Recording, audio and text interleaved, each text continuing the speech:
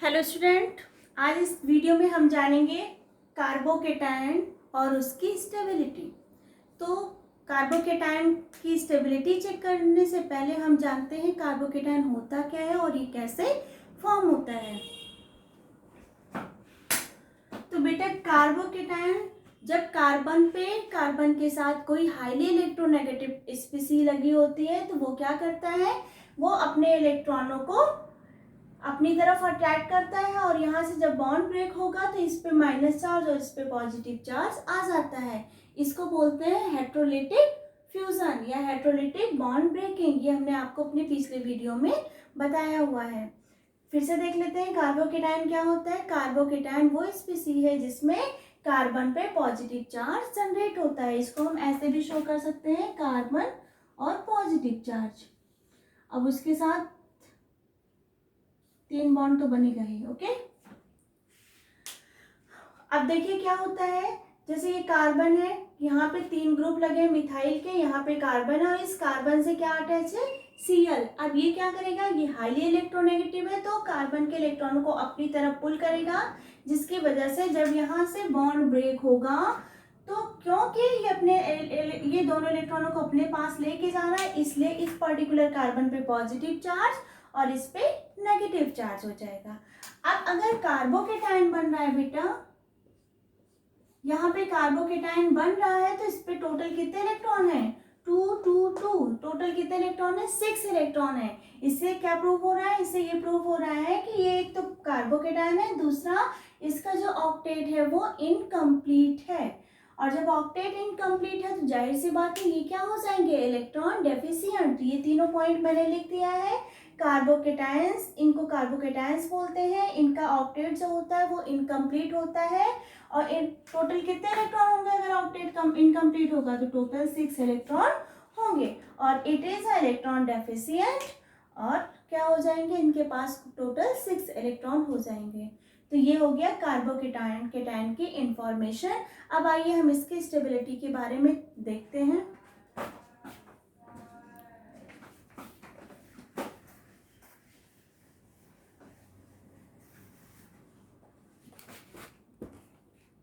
Suppose हमने कुछ इस तरह का एक एग्जाम्पल लिया, ये लिया, एक हमने ये लिया और एक हमने ये लिया। ओके, अब यहाँ पे जो कार्बन है ये कौन से नंबर का है, कौन सी डिग्री है इस कार्बन की, 3rd डिग्री। ओके, ये टर्शियरी कार्बोकेटायन है, ये सेकेंडरी कार्बोकेटायन है और ये प्राइमरी कार्बोकेटायन है। अब आइए देखते हैं अल्फा हाइड्रोजन। जिसके पास जितना अल्फा हाइड्रोजन होगा उसका हाइपर कॉन्जुगेशन भी उतना ही ज़्यादा होगा और वो पर्टिकुलर मॉलिक्यूल उतना ही ज़्यादा स्टेबल भी होगा। तो इस कार्बोकेटायन के बगल जो कार्बन है ये क्या है, अल्फा कार्बन है और इनसे लगे हाइड्रोजन क्या होते हैं, अल्फा हाइड्रोजन। तो ये क्या है बेटा, ये अल्फा कार्बन है, ये भी अल्फा कार्बन है और ये भी अल्फा कार्बन है। और इस कार्बन के पास कितने हाइड्रोजन है, 3 3 3। टोटल कितने हाइड्रोजन होंगे, 6 अल्फा हाइड्रोजन। लेकिन अगर हम इसकी बात करेंगे 9 अल्फा हाइड्रोजन, लेकिन अगर हम इसकी बात करेंगे तो इसमें टोटल 6 अल्फा हाइड्रोजन है और इसमें टोटल 3 अल्फा हाइड्रोजन है।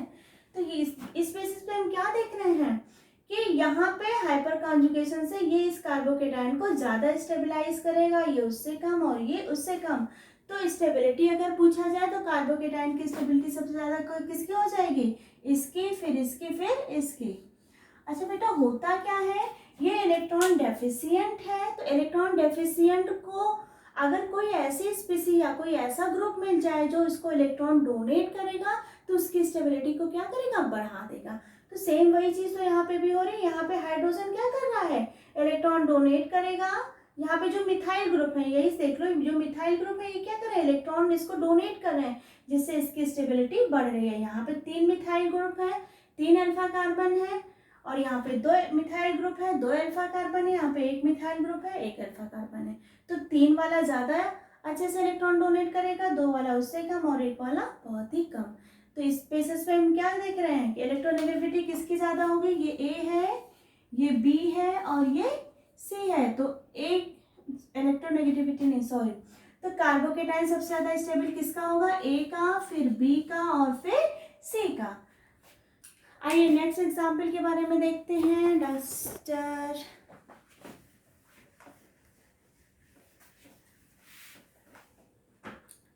सपोज हमारे पास कुछ इस तरह का एग्जाम्पल है। ये है, यहाँ पे हमने एक कार्बोकेटाइन सेट कर दिया है। तो बेटा अभी ये बेंजीन रिंग नहीं है, अब ये एक ऐसा एक कार्बोकेटाइन हम यहाँ पे लेते हैं और एक कार्बोकेटाइन हम यहाँ पे ले लेते हैं और एक अलग स्ट्रक्चर में कार्बोकेटाइन हम यहाँ पे ले लेते हैं, यहाँ पे। ओके बेटा, अब देखो ये कार्बोकेटाइन है, तो इस कार्बन के बगल ये जो कार्बन होगा ये भी अल्फा कार्बन है और ये भी क्या है, अल्फा कार्बन है। इस कार्बोकेटाइन में देखें तो एक अल्फा कार्बन यहाँ है, एक अल्फा कार्बन यहाँ है और एक अल्फा कार्बन यहाँ पे है। लेकिन इस केटाइन की बात करें तो इसके बगल सिर्फ एक ही अल्फा कार्बन यहाँ पे है। अब देखते हैं हाइड्रोजन किसके पास कितना है। तो इसके पास बेटा कितने हाइड्रोजन, इसने ऑलरेडी 3 बॉन्ड बना लिए, एक हाइड्रोजन यहाँ पे, 2 हाइड्रोजन यहाँ पे, इसके पास टोटल 3 अल्फा हाइड्रोजन है। लेकिन अगर हम इसकी बात करेंगे तो इसमें दो और एक 3 से है। इसमें क्या है बेटा, 2 यहाँ पे, 2 यहाँ पे और 3 यहाँ पे, तो टोटल कितने हो जाएंगे, 7 अल्फा हाइड्रोजन। और अगर हम इसकी बात करें तो इसके पास सिर्फ और सिर्फ 1 अल्फा हाइड्रोजन है। तो हाइपर कॉन्जुगेशन के बेस पे अगर हमें स्टेबिलिटी निकालनी होगी तो सबसे ज्यादा स्टेबल कौन सा होगा। सपोज ये A है, ये B है और ये C है, तो सबसे ज्यादा स्टेबल कौन सा हो जाएगा, B, उसके बाद A और उसके बाद C। तो ये रहा इस पर्टिकुलर मॉलिक्यूल्स में स्टेबिलिटी ऑर्डर ऑफ कार्बोकेटाइन। आइए हम एक नया एग्जांपल देखते हैं।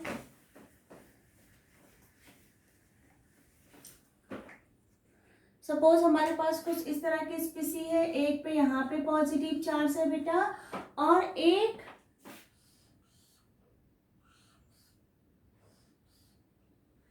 एक चार्ज हम रख दें यहाँ पे।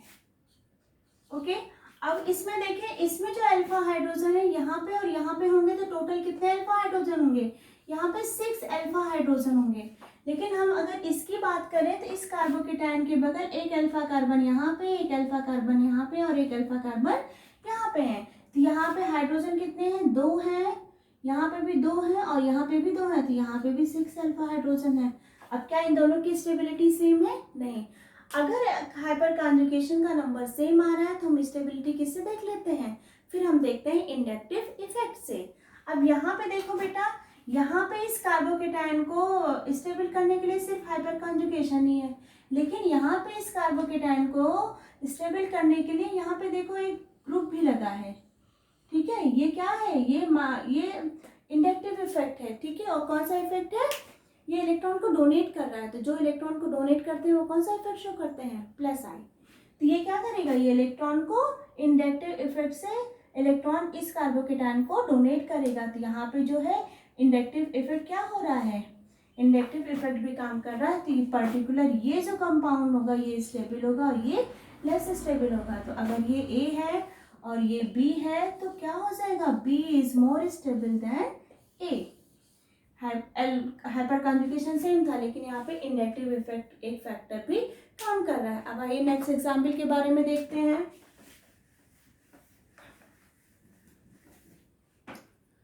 सपोज हमारे पास कुछ इस तरह की स्पीसी है, यहाँ पे पॉजिटिव चार्ज और यहाँ पे डबल बॉन्ड। ये देखना, ये ध्यान से देखिएगा बच्चों, ये क्या है, ये रेजोनेंस में है। ये क्या है, A है और अगर हमने एक दूसरा लिया,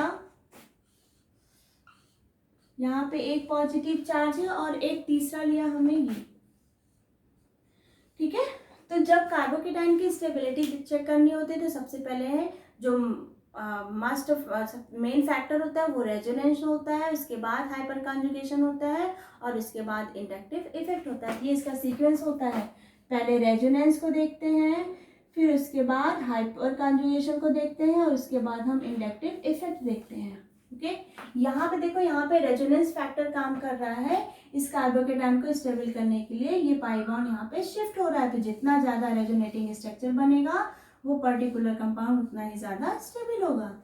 एक तो ये हो गया, ठीक है। अब इसमें देखते हैं हम अल्फा, ये कार्बोकेटायन है, यहाँ पे कितने हो अल्फा हाइड्रोजन हो जाएंगे 3, और यहाँ पे कितने हो जाएंगे 1, तो यहाँ पे टोटल कितने अल्फा हाइड्रोजन हो जाएंगे। इसको मैं इरेज कर दे रही हूँ थोड़ा टाइम के लिए, इसका रेजोनेटिंग स्ट्रक्चर ऊपर बना देती हूँ। ये क्या हो जाएगा, ऐसे हो जाएगा, ठीक है, यहाँ पे, और पॉजिटिव चार्ज यहाँ पे आ जाएगा। अब क्या है, ये बी है और ये सी है। तो सबसे पहले मैंने क्या किया, रेजोनेंस देखते हैं, रेजोनेंस इसी में हो रहा है इसलिए ये सबसे ज़्यादा स्टेबल होगा। और दूसरी चीज इसमें देखते हैं अल्फा हाइड्रोजन, ये कार्बोकेटायन है, इसके बगल का जो कार्बन होगा वो क्या होगा, अल्फा कार्बन। तो इसमें क्या होगा बेटा, इसमें कितने अल्फा कार्बन होंगे, इसमें 6 अल्फा हाइड्रोजन होंगे, 6 अल्फा हाइड्रोजन। और इसमें कितने होंगे, यहाँ पे 3 है, यहाँ पे 2 है, यहाँ पे कितने हो जाएंगे 5 अल्फा हाइड्रोजन। और ये रेजोनेंस की वजह से स्टेबल है। तो इसमें सबसे ज्यादा स्टेबल कौन सा हो जाएगा, ए के बाद कौन सा आएगा, सी के बाद कौन सा आ जाएगा, बी। तो ये हो गया इसका स्टेबिलिटी ऑर्डर। आइए एक नया एग्जाम्पल लेते हैं।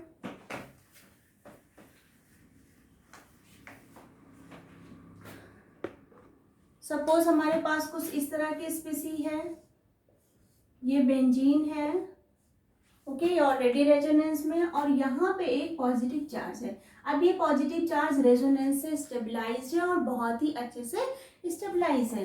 एक दूसरा लेते हैं, यहाँ पे पॉजिटिव चार्ज है, यहाँ पे एक पाई बॉन्ड है, और एक तीसरा लेते हैं ये वाला। अब इसमें देखेंगे बेटा, पॉजिटिव चार्ज जहाँ जहाँ डिस्ट्रीब्यूट हो रहा है, यहाँ पे पॉजिटिव चार्ज कहाँ कहाँ डिस्ट्रीब्यूट होगा, 6 कार्बन पर, 1 2 3 4 5 6। लेकिन यहाँ का जो पॉजिटिव चार्ज है ये सिर्फ 2 ही कार्बन पे डिस्ट्रीब्यूट हो रहा है, इसलिए ये जो ए है, ये बी है और ये सी है।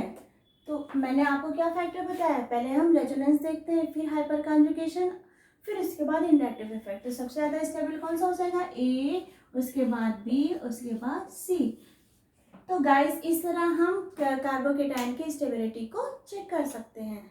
अभी इस वीडियो में हमने क्या क्या जाना, इस वीडियो में हमने जाना जब भी कार्बन के साथ कोई हाईली इलेक्ट्रोनेगेटिव एटम जुड़ा होता है तो वो हाईली इलेक्ट्रोनेगेटिव एटम अपने इलेक्ट्रॉनों को लेकर निकल जाता है बॉन्ड ब्रेकिंग के थ्रू, तो कार्बन पे पॉजिटिव चार्ज आ जाता है। जब कार्बन पे पॉजिटिव चार्ज आएगा तो इसमें टोटल कितने इलेक्ट्रॉन हो जाएंगे, 6 इलेक्ट्रॉन।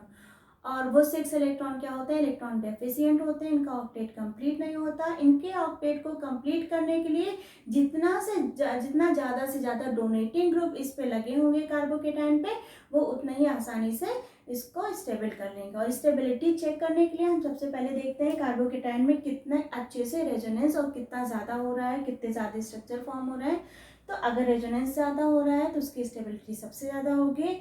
सेकंड नंबर पे हम हाइपर कॉन्जुगेशन देखते हैं और थर्ड नंबर पे हम इंडक्टिव इफेक्ट देखते हैं। Thank you.